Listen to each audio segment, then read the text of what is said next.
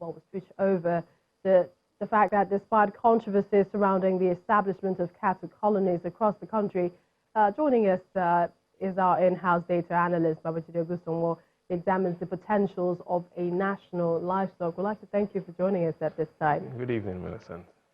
So, after the challenges governments face with implementing rural settlement, that's the program for cattle rearers, but what options exist to minimizing these conflicts?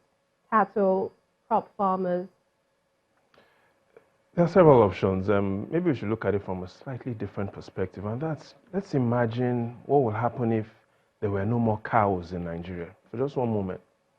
If the price of beef were to go through the roof, which region of Nigeria will be most bothered with the price of beef going beyond the roof? And I'll share some of that facts with you tonight, and I think it'll surprise you. But the first thing we need to talk about is why you and I should be interested about what goes on in the agricultural sector. And listen carefully to this. The National Bureau of Statistics tells us that there are 70 million Nigerians who are involved in some sort of job or the other, full-time and part-time. Well, here's why we should be bothered. Half of Nigerians who are working are in the agricultural sector. In other words, if there's no peace in the agricultural sector, there will be fewer jobs. And if there are fewer jobs, there will be more crime. And if there's more crime, you and I will no longer feel safe. And so everybody should be interested in working together to negotiate peace. And because we have no choice but to negotiate peace. You can't sow violence and reap peace. Neither can you really sow peace and get violence. So the agricultural sector indeed is important for the peace of Nigeria. So that's how much we're losing. But are there relevant data to show that we can have a national livestock transformational plan? There's data everywhere, especially because a lot of Nigerians are concerned about why are we struggling with cattle farmers or cattle rearers and crop farming. But the interesting fact is, based on the evidence we have today, less than 5% of cattle rearers own more than 10 cows. That is a fact. Most cattle rearers have less than 10 cows that they are managing. Let's look at the three beefy facts. The three facts that also point to some of these challenges that we face. The first is, who consumes most of the beef? We have the answer. North or south? The evidence shows that 57% of all beef consumed in Nigeria is from southern Nigeria. A quarter, which is the second fact, a quarter of all beef is consumed by families living in the southwest region. Number one in the southwest is Lagos State. Lagos State consumes more beef than any other state in Nigeria. Let's look at the third fact, what is going on and what we can also learn from the United States. And that is, they have over 127 million acres in the United States that they use only for livestock feed. 127 million acres is more than all the land in all the 17 states in southern Nigeria combined. So clearly, we've seen the evidence that most beef is consumed in southern Nigeria, within the southwest, Lagos State. We've seen that agriculture is quite important as well when we look at the need to have livestock feed, and that is what we should consider. So what lessons can we learn from countries that have large communities of crop farmers?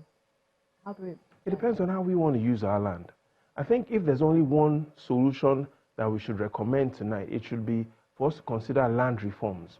If the United States of America were to be called a different name based on how they use their land, then it should be called the United States of Farming. And why should the USA be called the United States of Farming? Let's look at how America uses its land. It's 1.9 billion acres of land.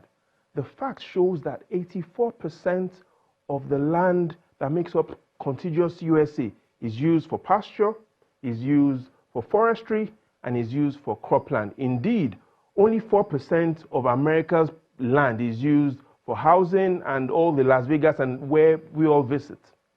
So most of the land in the United States is used for ranching, used for forestry, and is used for crop farming.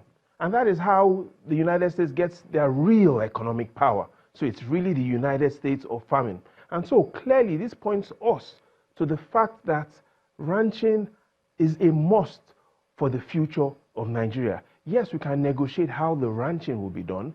It might not be Ruga, but the evidence shows that countries that have succeeded in agriculture do develop their land for livestock feed, and indeed, they also make sure that they segment their land properly. But today, that is not the case. So indeed, we need an agricultural reform, which the National Livestock Transformation Plan tries to address.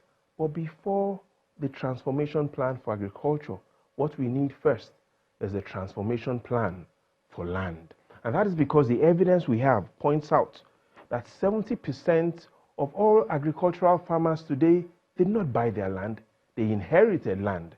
And so the first solution is, let us focus on land transformation. Oh yes, am I saying agricultural transformation or the livestock transformation plan should be seconded? No, I'm not. But what I'm saying is there are several ways to skin. That also might be difficult in terms of land reform, as you've mentioned. The role the federal government has to play, the role the state governments as well have to play. Those that already have laws, anti-grazing bills, and the hurt that has occurred from some of the conflict in the past. That's not going away anytime soon. But what do you see in your crystal ball as to the future in terms of the livestock and all of the issues? Looking at the future is peace. Indeed, the future lies in how we exploit our agricultural resources. There was a popular Japanese philosopher that said, the ultimate goal of farming isn't the cultivation of crops. The ultimate goal of farming is the cultivation and perfection of the human mind. And so the forecast is we can achieve peace between cattle farmers and cattle rearers if we go on with a multi-dimension approach to it.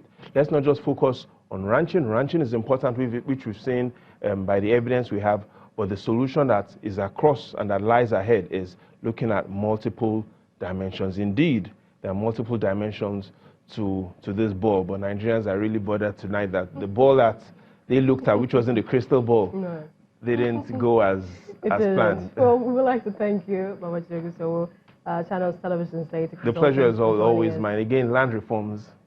All right, you've heard that.